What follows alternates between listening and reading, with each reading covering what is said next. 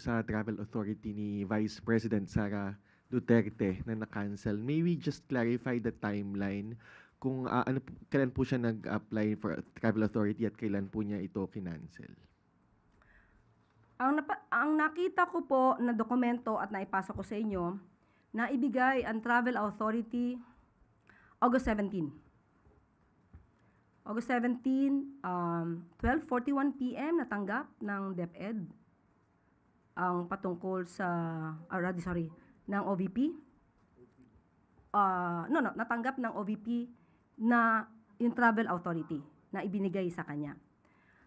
At nung pinakancel niya ito, natanggap po ng team na pinapakancel niya po ang Travel Authority 6:07 p.m. So, sa ating pagkakaalam, nagkaroon na ng balita na mayroong Travel Authority at kayo po ang mga witness ko at inalam niyo lamang po sa akin kung ito ay confirmed. Wala pong lumabas na balita mula sa amin.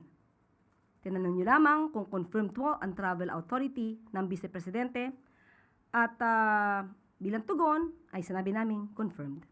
So una po niyo nalaman yung tungkol sa Travel Authority at i-confirm lang namin. At na-confirm ko nga po mga bandang alas 6 na ng gabi.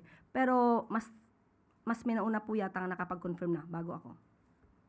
After the exchange of statements last night between your office and the Office of the Vice President with regards to the Travel Authority, the Vice President has released another statement. She said that transparency and accountability should not be demanded from a single government office alone. The Office of the President issues travel authority to numerous government offices, including its own officials and employees. Pero yung last part po ng statement, sabi niya, from here on, we expect that all travel authorities issued by the palace, together with the corresponding travel expenses and public funds involved, be made available to the public. Your comment po. Sa parte po ng Office of the President, lagi naman po transparent ang Office of the President pagdating po sa pagbabiyahe. Nagkakaroon pa nga po ng pagre-report, may kapihan pa po, at nakikita niyo po kung ano ang nangyari sa mga foreign trips, official visits, working visits ng ating Pangulo. Hindi po yan nakatago. Hindi po yan itinatago. At patungkol po sa dapat na publish or maibunyag ang ibang mga travel authorities, depende po yan sa media. Kung sino po ang hihingin nyo ng travel authority, kung sino ang na-issue ng travel authority, kami naman na itutugon. Hindi po namin sinisingle out. Kailangan po talaga natin dito, transparency. So kung sino yung nagdidemand ng transparency, dapat maging transparent din siya sa kanya mga activities. At patungkol sa budget, hindi rin po ito tinatago. Kompletong resibo, walang peke, walang alias. Maaari po itong makita at ito naman po ay nai-report na rin po sa COA.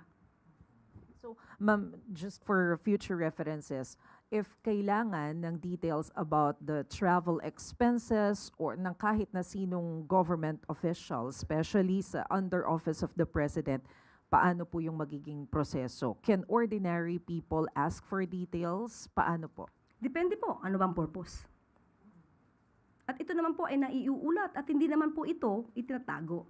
Sabi po natin, ito naman talaga ay naibibigay, lalong-lalo na ang COA na napakahigpit, pero hindi po to kailanman pinagbantaan ng Pangulo. Malaya ang COA na magsagawa ng pag-o-audit. Tungkol sa nangyari, naganap sa Davao City, kung saan may mga, hindi ko na po babanggitin kung saan eskwelahan. Dito po ay mga estudyante mismo, may mga sinasabi habang nandoon ang Pangulo. Mahirap banggitin yung mga words.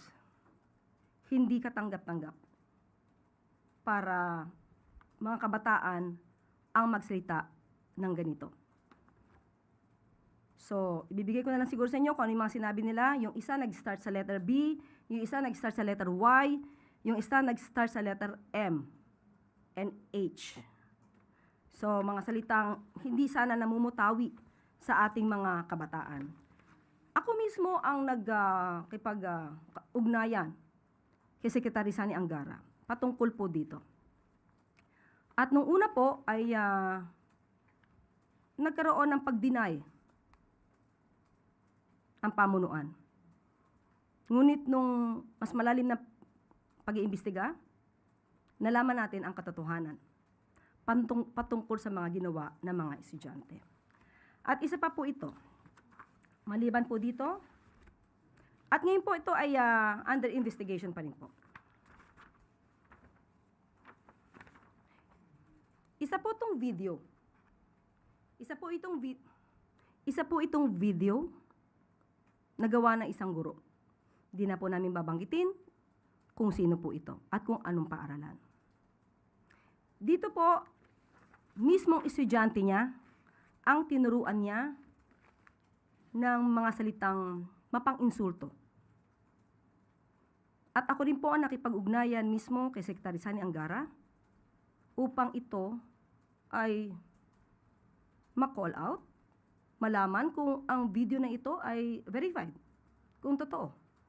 At umamin po ang guro na totoo niyang ginawa. At siya po ay nagbigay ng paumanhin. At sa ngayon po, ang kasong ito, meron na pong kaso ng administrative case laban sa nasabing guro. Muli, bilang respeto, hindi na po natin babanggitin ang pangalan po niya. At dahil po dyan, sa pangyaring yan, ay naglabas po ng reminder on responsible use of social media by all DepEd personnel. Ito po ay nilabas noong August 11, 2026 ng DepEd mismo. Kung saan sinasabi, this office has received reports of social media posts involving teachers and other school personnel that professionalism expected of DepEd personnel. So may mga lumabag po sa mga tamang kaugalian na nakikita ng kanila mismo mga estudyante. So nauunawaan po natin kung saan po nanggagaling ang ating mga guro, pero wag po nila sanang masamain kung atin lamang nire-remind at pinapaalalahanan na muli na napakalaki po ng inyong role bilang pangalawang magulang sa ating mga kabataan at hindi ko po kailanman hindi bibigyang galang ang mga guro.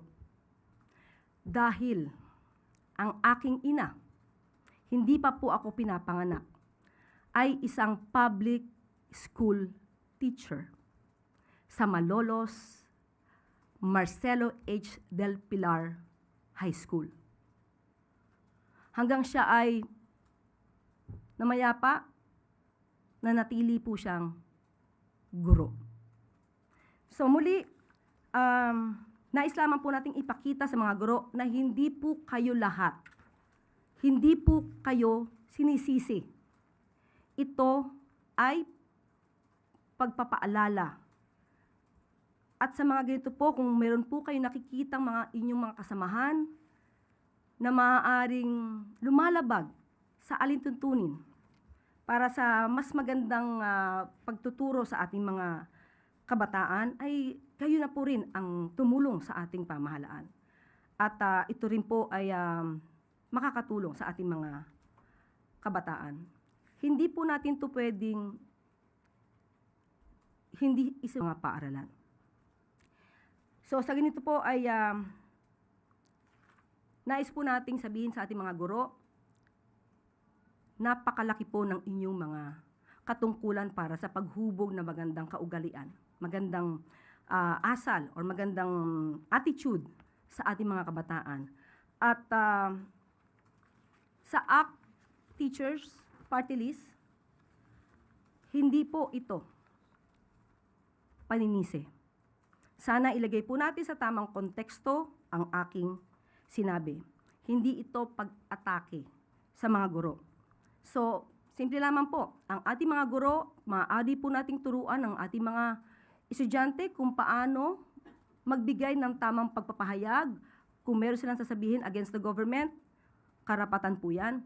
Pero iba po ang pagtuturo ng freedom of expression, At iba rin po ang pagtuturo kung paano ito isasagawa nang walang pang-iinsulto at walang pakita ng maling pag-uugali. So kahit sino po ang ating maging presidente, ito pong aral ito ay dapat na manatili sa atin. So siguro tanungin na lang po natin ang ACT Party or ACT Teachers Party List. Sa ganitong naipakita natin na nangyari ng mga paglabag ng ibang mga guro, hindi po lahat hindi ko never kung sinabi na lahat. Ano po ba kaya ang nagawa nila para mas maiangat natin ang tamang kaugalian sa ating mga kabataan? Tingnan po natin kung nakondena ba nila itong mga isang teacher, yung ibang mga teachers na nagsagawa ng ganitong pagtuturo ng maling asal sa ating mga estudyante. So muli, ang mga teachers po, iginagalang po natin yan. Malamang ay nagkaroon lamang po ng misinterpretation dahil yung nagpalabas ng opinion ay malinaw po agad. Dahil sinabi na sinisisi po natin ang mga guro. Hindi po kailanman natin sisisiyan ng mga guro. Ito ay isang paalala lamang.